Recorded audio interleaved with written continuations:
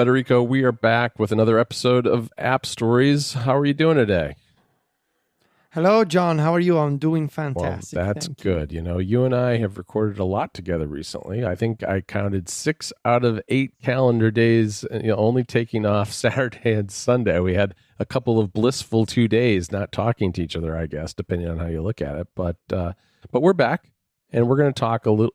We're going to talk about some things that are non-WWDC related, at least not directly related. We have 3 sponsors for this episode. We have Pingdom, Genius Scan, and Pillow.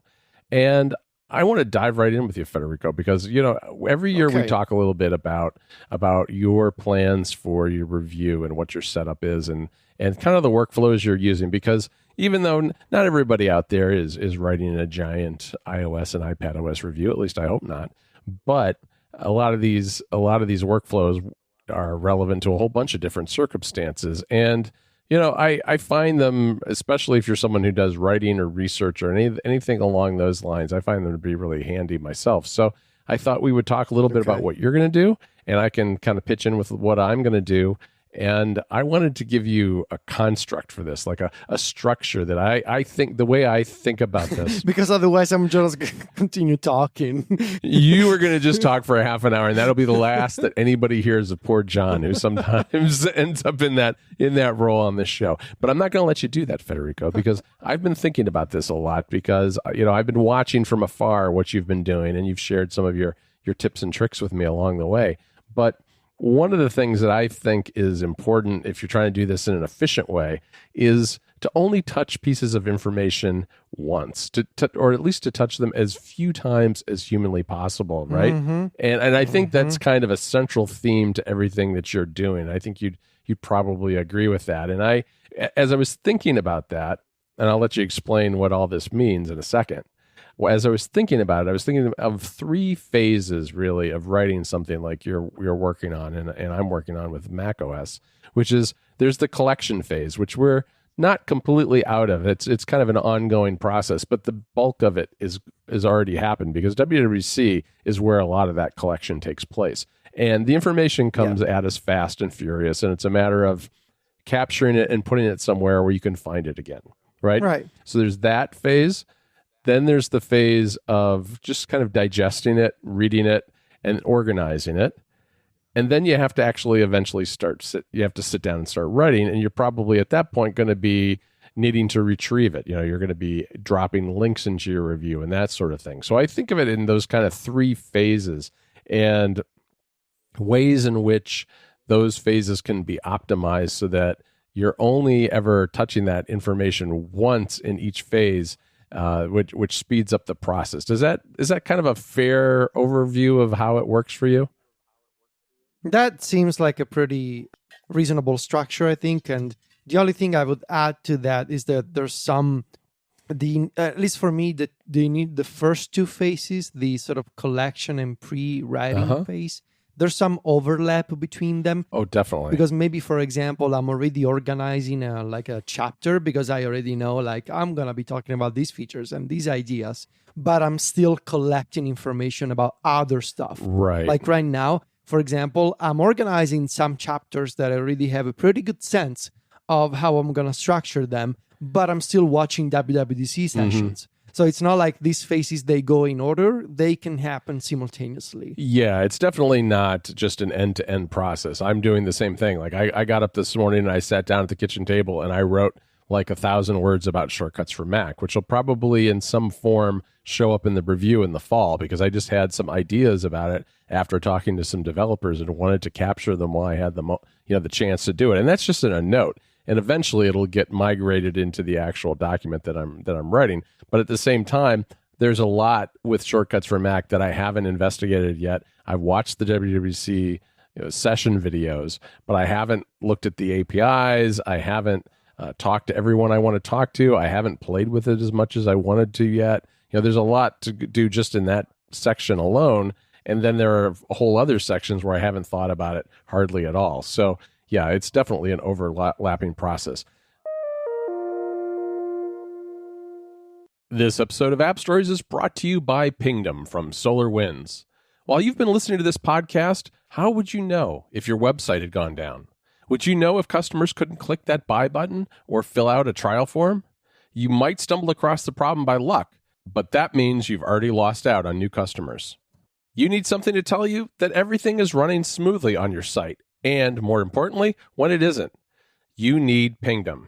Pingdom detects around 13 million outages every single month. That's more than 400,000 outages every day. And for as low as $10 a month, Pingdom helps you keep your sites online. It doesn't matter if you're a startup or a Fortune 500 company. You need real-time alerts about critical website issues and customization about how you're alerted, whether it's via SMS, email, or your team's collaboration apps. Pingdom even tracks and analyzes your website's load time, so you can see what's affecting your user experience. If you have a website, you need Pingdom. Take charge of monitoring your site in minutes by going to pingdom.com/signup right now for a 30-day free trial with no credit card required. Then, when you sign up, use the code AppStories at checkout to get a huge 30% off your first invoice. Again, that URL is pingdom.com/signup for a 30-day free trial with no credit card. And when you sign up, the code AppStories to get 30% off that first invoice. Our thanks to Pingdom from SolarWinds for their support of the show.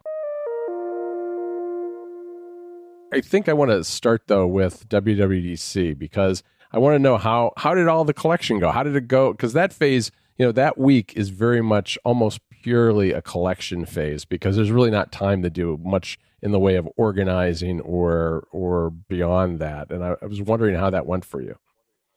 It went really well and better than usual. But I think, so what you should know about the way that I'm going to work this summer is, as I mentioned before, I've gone all in on Obsidian on all platforms. So primarily on the iPad and then on the iPhone and the Mac. But really, I'm just primarily using it on the iPad and iPhone in that order. And what I tried to achieve, so I've been working on this setup for the past couple of months because I wanted to be prepared for WWDC. What I wanted to achieve this year, because I know that I'm going to have less time to work on the review, because I don't want to postpone it like I did last year, if possible. I mean, if necessary, I will do it, but if I can, I'd prefer not to. And also because we're going to be doing some other things this summer, right? We're going to be launching a few things this summer. And these are things that we've been working on for the past year as a team. And they are extremely important for our future. And they need a lot of my attention. Right. So I need to juggle multiple projects and I have multiple responsibilities. I cannot afford to just think about the review for 3 months, right? And so in going into this, in approaching this problem, I thought, so what I'm going to do this year is I want to remove as much friction as possible from all the different areas of my setup. Starting from taking notes during WWDC, saving tweets, saving stuff that I find on Reddit, saving things that I read on apple.com, all kinds of things. I want to make sure that there's as little friction as possible. And that would also apply to the writing and sort of structure of the review, but we're going to talk about that later. So what I've done is I set up a folder in Obsidian and I called it iOS Review. And I created a dashboard file. So this is something that I also do for personal note-taking and personal things. I've created this file called iOSReviewDashboard.md. So it's a plain text file that I see in Obsidian. And this document, it does a couple of things. First of all, it's like a launchpad, right? So it links out to other sections in Obsidian. It links out to other notes. And it provides a jumping point for, to other pages. And it also it's like this. It also is a plain text document where I can quickly append all kinds of links and stuff and details. Like it's both a launchpad and a scratchpad. It's literally divided in half with a horizontal separator between these two sections. Give me an example though of the kind of things that you link to for quick access, because sure. I know you probably have just a large number of notes and you can't link them all in this one note. Otherwise, it would get kind of messy. Exactly. So it's like a sort of like a Russian nesting doll approach. So for example, The first item that is in bold in the dashboard that it's linking to, it's the table of contents for the review. So I already have it. I think I already know how many chapters there's going to be in the review. And so there's a link that takes me to the table of contents as a separate note. And you can open that in Obsidian in a new panel in the app. So it just links to that. And from the table of contents, I see my full list of chapters. And each chapter is also its own note, but we're going to talk about that later. Then the second link is to a separate note that I keep, which is called Developer Frameworks and Session Notes. So this is the technical note, where it's also an index of all the notes that I've been taking for sessions that I've watched WWDC, and as well as like technical bits that I discover on Twitter or apple.com, which haven't been organized yet. The third note, it's the summer series. So it's a note that contains information and details for the articles that we are going to do on Mac Stories this summer, so that when I come across something that belongs to one of those stories, I can drop it there. And finally, I have a fourth link to a note called Review Ideas. These are just ideas for the review, sort of like meta ideas in terms of like things I want to do for the review. Like I want to have this kind of background image, or I want to make sure that on the web we support this feature. Like sort of ideas for the review that go beyond the content of the review, but more about the layout and the website and that kind of stuff. So these are the main launchers, and these are just links in Obsidian. You can just link to other notes by typing, double square brackets, and there's auto completion. I should say, by the way, I mentioned this before, Obsidian is available on the Mac. It's now in test flight for Obsidian supporters, which mean Obsidian, you can download it for free on the Mac. But there's also a subscription, and the subscription is required right now to unlock the supporter level if you want to try the iOS and iPadOS beta. And I should also mention that there's a bug in the first developer beta of iOS and iPadOS 15 that involves image uploads, and the developers are aware of this issue, and it's just, you're installing the first developer beta. It comes with the territory. Right, it absolutely does. And I think it's worth also emphasizing the other aspect of what you just described, which is the vertical split of two different notes. So you can have two different notes side by side at the same time, which is what makes... Oh, you can have 3 and 4 and 5. You can split them how many you want. Yes, you can. And I think that that's really useful when you're talking about something like a dashboard note like you've got, because you can always keep use that second or even third pane to display other notes that are within that dashboard. And then it becomes like its own little hierarchy and outline in a way. And this already is like one of the many things that are so easy to sell about Obsidian. Like imagine, I guess an easy way to describe it is imagine TweetDeck. Yes. But for Markdown. It's a lot like that. Right. And obviously you can create new panes with a keyboard shortcut. You can do everything with a keyboard shortcut in Obsidian, and you can customize all of the keyboard shortcuts. It's a little overwhelming, though. That's the one thing about that. And I will say that is one criticism I have of the app right now. And I give them a lot of slack because obviously it's still in beta, especially on mobile. But for instance, all these settings that you have to tweak, none of them are synced between devices. So no, but they're working on it. I know. At least. So that's good It is good to know. They're working on syncing settings. But right now, yes, you got to set them up. And hotkeys you have to set up over and over again, right? Yeah. There's a lot of prep of this app right now. And hopefully that changes soon. Hopefully, yes. This episode of App Stories is brought to you by Genius Scan, which is just like having a scanner, but in your pocket. Have you ever needed to scan a document while you're at home? Genius Scan is exactly what you need for that very situation. In fact, I actually did it this morning for some school forms that I had to send in for one of my kids. All you have to do is put a document in front of your device's camera, and Genius Scan can automatically recognize the paper against its background, crop it, clean up the results, and what you've got is a crisp, legible scan every single time. Multiple pages are automatically gathered into a single PDF document that makes it easy to share and archive your scans. Regularly featured by Apple, Genius Scan has been continuously updated and improved since 2010. Genius Scan is great for students who need to scan notes and doctors who scan prescriptions. Pilots even use it for their flight plans, and salespeople use Genius Scan to scan contracts. It can handle all of that and a whole lot more.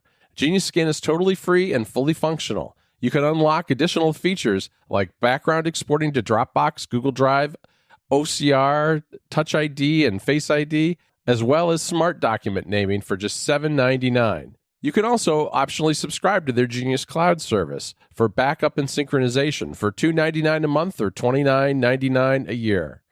Be sure to go to the show notes for a link to this great app. Or go to their website to learn more. That's thegrizzlylabs.com/genius-scan. Again, that URL is thegrizzlylabs.com/genius-scan. Genius Scan, a scanner in your pocket. Our thanks to Genius Scan for their support of the show. So the first half of the iOS review dashboard is just links. And I've also created, I should also say, at the very top, there's a blue button. Okay. So one of the many things that you can do in Obsidian is install plugins made by other developers. And one of these plugins is literally just called Buttons. And it lets you, basically it's like, once you install this plugin, you drop a little snippet of code in your note. And when you preview the note as HTML, right, because you're still working with Markdown, but when you preview the note, that little block of code is like 6 lines of code. It becomes a visual button. And I've made sure that button, we're going to link all of these plugins in the show notes, by the way. So basically that button, and we're also going to do screenshots. I'm going to try my best to send John screenshots so that you can visualize what I'm talking about here. That button creates I'm calling them linked notes. So this was my idea. Which also takes me to the second half of the dashboard, which is the appending information quickly. I thought, okay, so the way that I use Obsidian is I'm not syncing it with iCloud Drive or Dropbox. I'm keeping my Obsidian Vault, which will be the database, in local storage. Yeah, that's what I'm doing too. And I'm using the Obsidian Sync service, which is a paid add-on for Obsidian, to sync changes between devices. This means, however, that if I'm going to append something from my iPhone and the iPad, and later I open my iPad, or maybe I append something on the iPad too, there could be the risk of conflicted copies, right? Because you're making change on one device and then you make another change on the other device and then you open it and they haven't synced in the background and now you have a conflicted copy in your vault. And I wanted to avoid that problem. And so I had an idea. So one of the many things you can do in Obsidian is in a Markdown document, you can embed a search. So you can literally like put in, again, it's another small snippet of text that you drop in a note. And you can say, in this snippet, in the preview on the other side, on the panel on the right, show me files that match this specific criteria. Okay. And one of the criteria is show me files that contain a tag. So I thought, what if instead of appending to a note, and whenever I want to save something quickly, like a quick detail about iOS 15 that I just discovered, or something that somebody tells me, instead of appending to the original file, I create a note that contains the hashtag iOS review tag that shows up in the main dashboard within the embedded search view.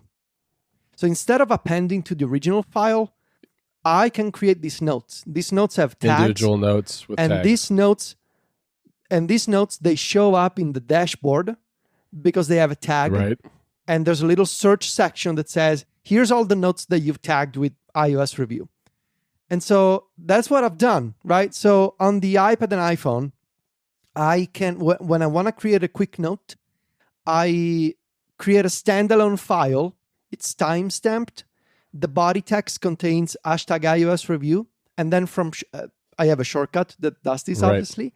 I just type in, I don't know, notes as a different font, right? And save that note. It shows up in the main dashboard. I know I can deal with it later, but in the meantime, I have avoided the problem of conflicted copies, and the file shows up on both devices in the search section of the dashboard. That was the idea, and it's convenient that's because very clever. But doesn't that aren't you going to end up with just hundreds of notes that are going to be hard to navigate? Sure, exactly. In theory, yes, but I've been extremely judicious with cleaning up and tending to my dashboard in Obsidian. Okay, so you're doing all right. So you're doing something with these once. So you'll go in there and periodically put them somewhere else. When I sit down, yes, and I have like 5 or 6 of these notes, I clean them up, and that's very easy to do in Obsidian because what you can do is in the search, in the embed search view. It's literally like a section that shows you all the matches. What you do is, on iPad, right-click on it, open a new pane, and you open the link, the matched note in a new pane. You go there, you copy the text, and then what I do is I hit Command, Option, Control D, which is my shortcut for deleting a file. So I delete the link note. I have the contents in my clipboard. What I do is I just go into the chapter of the review that information belongs to. From the example above, I would type in command. So I would press Command O, which opens the quick switcher. I type in NOT. The notes chapter comes up in the list of results. I open that, paste it in, and I'm done. Okay, that makes a lot of sense.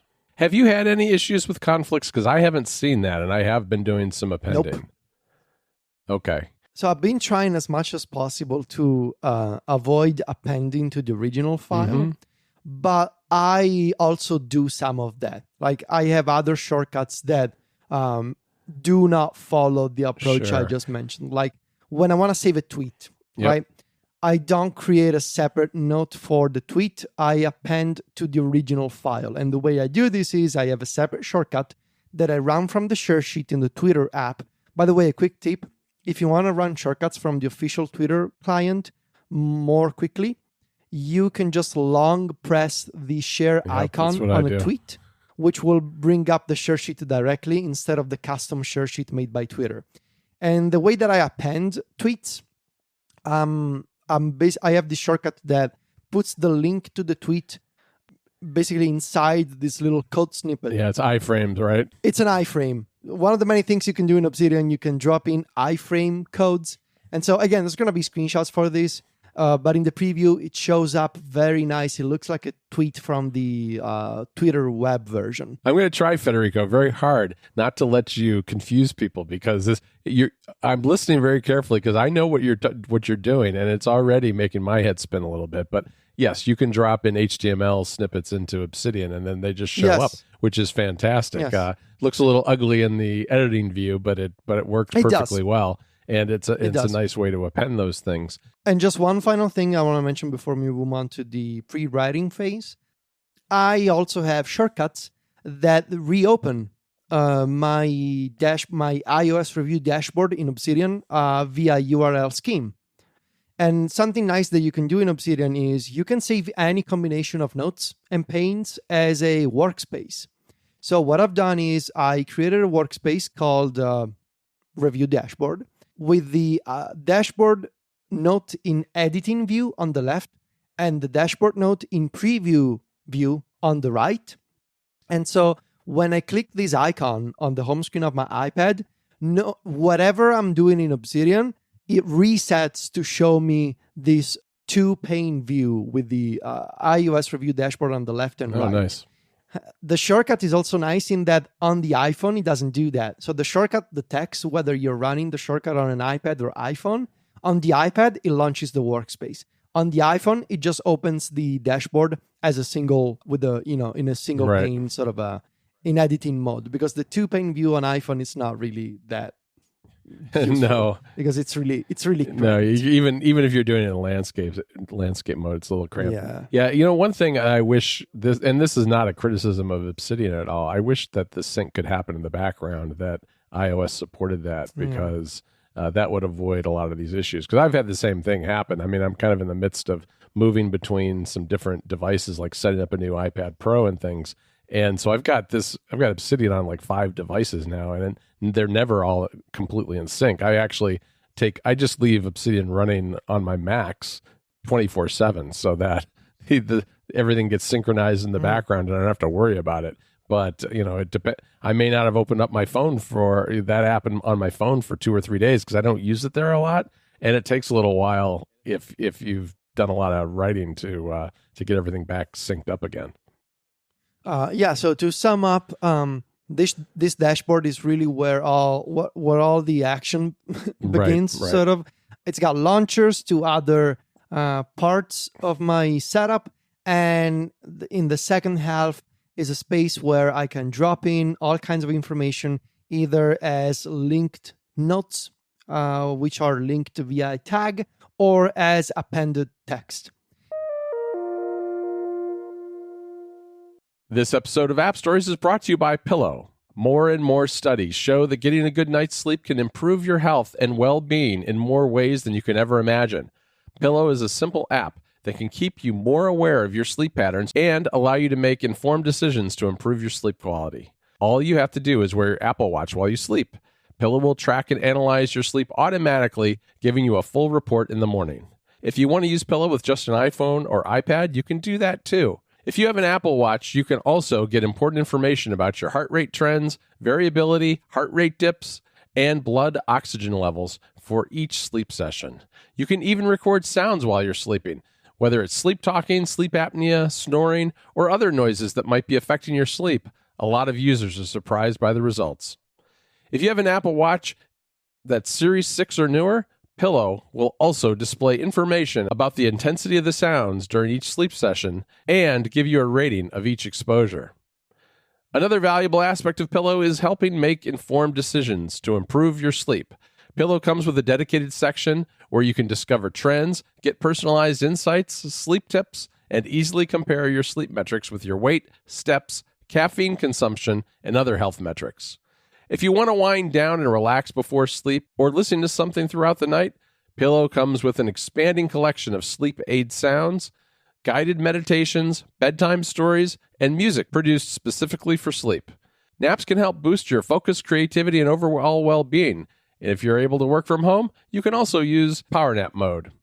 Pillow can wake you up using your iPhone, Apple Watch, or iPad at the lightest possible sleep stage using a smart alarm feature. Starting with watchOS 6, Pillow's battery consumption is minimal too. Last but not least, Pillow is also very privacy-minded. All of your sleep and audio data are encrypted and stored on your device and in your iCloud storage account using end-to-end encryption. You don't need to register for an account to use Pillow. You can use it totally anonymously, and it doesn't collect or send your personal data anywhere else. Pillow is free to download on the App Store and comes with a set of great features that you can use for free every single day. If you want to try Pillow's premium features, there's an option to start a 7-day free trial. Just visit pillow.app to learn more. Again, that URL is pillow.app. Our thanks to Pillow for their support of the show. This is like where I've been spending most of the time the past week, collecting information and reorganizing it. And the reorganization is really where the first, sort of thinking and planning stage starts. And I've mentioned this in previous years, I find this manual process really useful because yes, it's busy work, right? To copy and paste text from one place to another. But in doing that, I also find myself sort of adding my own thoughts and saying, okay, I already had this bit, so this is a duplicate, let me remove it. And in doing this copy and paste, I already give the document a bit of structure, sort of like a very raw and sort of crude outlining mode. Like in copying and pasting between different chapters, which in Obsidian is really fast because of the keyboard navigation and multiple views that you can open. I think that's already quite useful. That takes me to what I've been doing with the notes for WWDC sessions and the chapters of my review. So traditionally, I've been taking notes while watching videos, and later I would do what I just described. I would take those notes and, paste them again in my mind map in iThoughts or MindNode or whatever I was using at the time.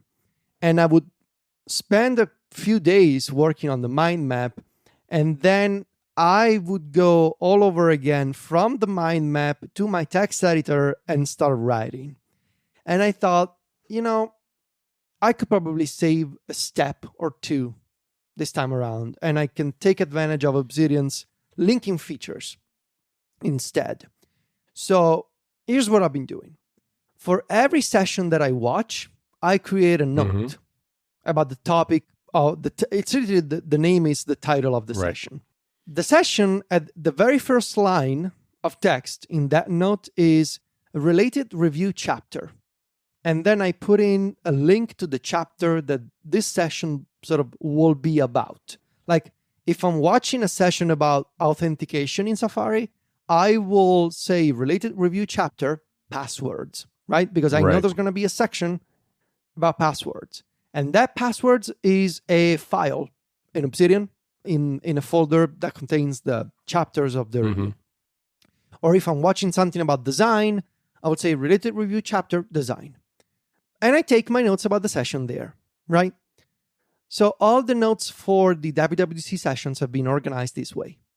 At the very top, they explicitly call out the chapter that information that I'm watching may be related to. So all these notes, they live together as technical notes for WWDC. Separately, as I mentioned, I've been working on my table of contents, and I've created a list of chapters and sections for those chapters. And it's not complete, but I have a pretty good sense of where things are going. So I know there's going to be introduction, setup, design. I think maybe I'm going to do a standalone chapter about focus and notifications, that kind of stuff. When I discover information outside of sessions, just with my own regular usage, or by using Twitter, or by using Reddit, I do what we just described a few minutes ago. I save them in my dashboard, and then later I go there and I clean it up and I move these details and thoughts into the appropriate chapters, right? So if I save something from reminders, I cut it and paste it into the reminders chapter, and so forth. So these chapters, they already contain some information that I've been saving from Twitter, from Safari, from press materials from Apple, details and thoughts and my own opinions. And they're all they're not organized yet, but they're all in there. But are you gonna write in that same document the chapter itself? Yes. All right, that's where. Okay. Yes. And here's where my idea comes in. Those technical sessions, they contain valuable information, right? But I kind of want to keep those session notes in the context in which I wrote them. But the reason for adding that backlink at the top of a session note is that because later, when I'm going to start outlining the chapter and writing the chapter, in Obsidian, I set up a hotkey for showing the backlinks pane. So what I can do is I press Command Option Control B for backlinks. And when I open it, when I press this hotkey in, say, my Safari chapter, it shows me all of the WWDC session notes that link out to that chapter. And I can open those notes, right? And I can see, okay, so this information that I saved from this session, I can study it again. And when I'm writing the chapter, I can keep them on the side as a reference, right? So that when I'm working on, say, extensions, right? Web extensions are one of the new features in Safari this year. When I'm going to be writing that section of Safari, I will have next to me the original reference from the session at WWDC, right? As well as my own thoughts and comments that I saved in the Safari document, which by that time, hopefully, I will have organized in some kind of outline. But yes, that's the idea. That's very interesting. I've created this web of notes, basically, that lets me easily save stuff and reference information It's later. kind of interesting to me that you've got the technical notes from the sessions in a separate file from the actual little tidbits that you discover around the web, which are actually in the chapter note itself. I suppose you could have, there's no right or wrong way to use Obsidian. I suppose you could have broken those out into a separate note too, that that linked back to your chapter too, and then used your chapter just for writing the actual chapter. That adds a layer of complexity. And I can see, especially with shorter stuff, it makes sense to have it in the spot where you're writing, I suppose. But I always do this. So this is very specific to the way I like to write. When I write, and I have an empty document, I create placeholders for all the empty sections, right? And in each section, I save a note for myself because I know I'm going to get to that later. But I see that in the document. Like, even if I think of something, I'm dropping it to the bottom of the document for later. That's what I was going to ask you. You're a bottom of the document notes person, right? Because I do that too. Yeah, okay. I am. I thought you were. I couldn't remember if you were for certain, though. But okay, that makes a lot of sense to me. Yeah, and the idea was I can take advantage of Obsidian's backlinking feature in a way that is actually useful. You know, a lot of people like to show off their fancy graphs. Yeah. In Obsidian and all that kind of stuff. And that never really resonated with me. But in this case, where I have this kind of more complex writing assignment, it really pays off. Because one of the things that I like about this is that my session notes are like a summarized transcript of the session, like a very summarized transcript. But I didn't have to break those up in a mind map. Like I can keep the context of the session in the original format that I captured right? And I can keep it to the side as a reference, which is like, as I'm writing this part of Safari or reminders, I have this technical summary next to me that confirms the things I'm about to write in the document. And it's very easy to get to, thanks to keyboard shortcuts and the multi-pane view in Obsidian. Have you thought of copying and pasting the transcripts from session videos into your Obsidian notes? Because that's something that occurred to me. I could take those and paste them into the chapters of the review. But I thought, I just want to keep them as a reference, like as standalone files intact. Yeah. And another reason for that is those notes, they also contain screenshots of the slides with more detail. And those screenshots, I was able to capture them very quickly by taking advantage of an iPadOS and iOS 15 feature, which is the direct access to the file system in the Shortcuts app.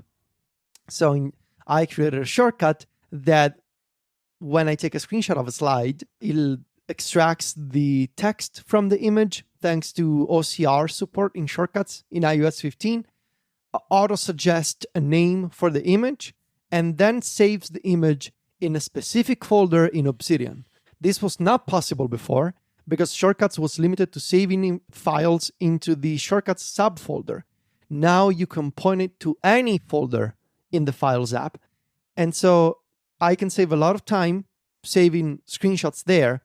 And after a screenshot has been saved, I already have the syntax for referencing that image in Obsidian locally pasted in my clipboard. Right. And again, there's going to be screenshots showing this so you can picture what I'm referring to here. But basically, because those session notes contain the flow of just the way the session was presented, right? Some things were said before other things. And they also contain screenshots of some slides. I just prefer to keep them intact and say, rather than copy and paste, I'm just going to refer to them as they are. And I think having those transcripts in the session videos are a nice supplement to that in the sense that you can always go back and do a quick search of the transcript to find a spot if you want to rewatch it, because I've found myself doing that in the past too. And it's incredibly valuable that Apple provides those transcripts because the words in the transcript link back to the exact spot in the video, and you can just click on them, and then you're right back to where you need to re-listen, which is a fantastic way to deal with it. All right, Federico. Well, that's really interesting. I'm using a similar system. I was really intrigued to hear exactly what you're doing, and it's not as complex as it sounds. I think people, when they see the screenshots, take a look, and I think you'll get a sense pretty quickly for what's going on here. But it is this flexibility of Obsidian is what makes it works particularly well, because it allows you to kind of mold the app to your exact specific needs. I mean, not everybody's going to have the same needs for screenshots and things like Federico has, but that kind of thing is very doable in Obsidian, and whatever your needs may be, I think there's usually a way to figure out to do it in Obsidian. So pretty neat app, and we'll be talking about it more over the course of the summer. Yeah. I want to thank our 3 sponsors again for this episode. That is Pingdom, Genius Scan, and Pillow. You can find me and Federico over at macstories.net. Federico is at Viticci on Twitter and Instagram. That's VITICCI. And I'm at John Voorhees. JOHNVOORHWES. Talk to you next week, Federico. Ciao, John.